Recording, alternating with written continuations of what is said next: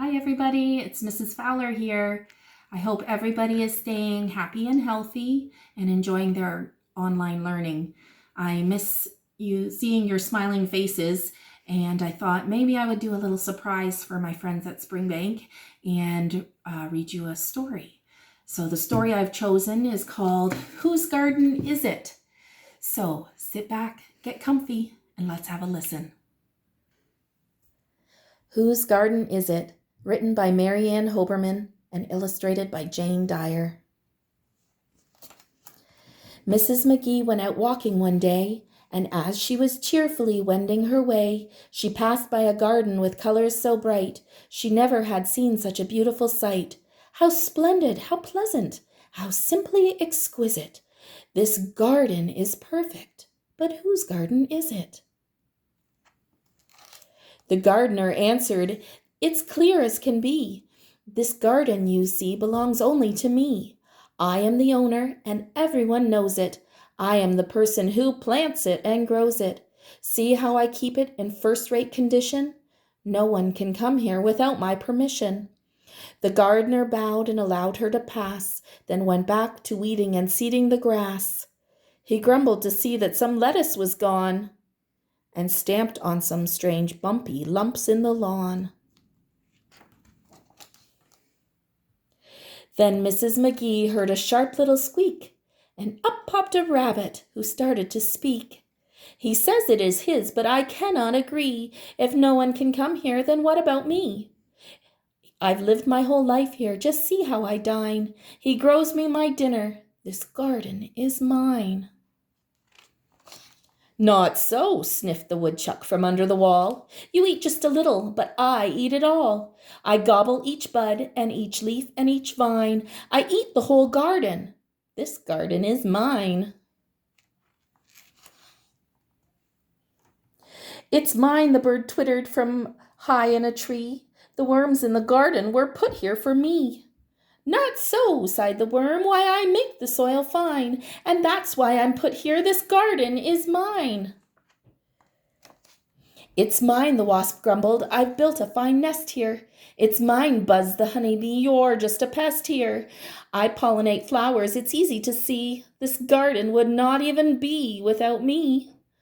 "Or me," bragged the butterfly, "begging your pardon. I, too, spread the pollen all over this garden."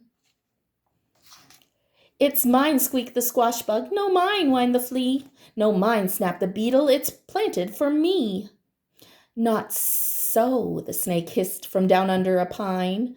"I feast on you fellows. This garden is mine." "It's mine," groaned the mole. "It's full of my furrows." "It's mine," squeaked the vole. "See my bumps and my burrows."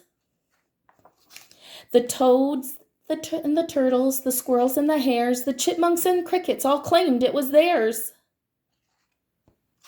Then Mrs. McGee heard a hum in her ear. Who was that calling her? What did she hear? "It's mine," a plant rustled. "I blossom in season. If this is a garden, then I am the reason." "No, mine," a weed whistled and waved in the breeze. "You have to be planted. I grow where I please." "It's mine," breathed the soil. "That's perfectly clear. Nothing could grow here if I were not here." "It's mine," barked the tree, "for I shelter and shade you, and as my leaves fall year by year I have made you." "It's mine," smiled the sun, shining down from on the tree. "I bring heat, I bring light. Nothing lives without me." "Nothing lives without me, that is perfectly plain. My showers bring flowers. It's mine," cried the rain. Then Mrs. McGee heard a faint little sound. Something was murmuring under the ground, something that seemed as if it were quite near it. Holding her breath, she bent over to hear it. "It's mine," the seed whispered. "Although I am small, I am the beginning, the start of it all. The others may help me, but all of them know, without me to grow from, no garden would grow." The sun was now setting, the day growing late.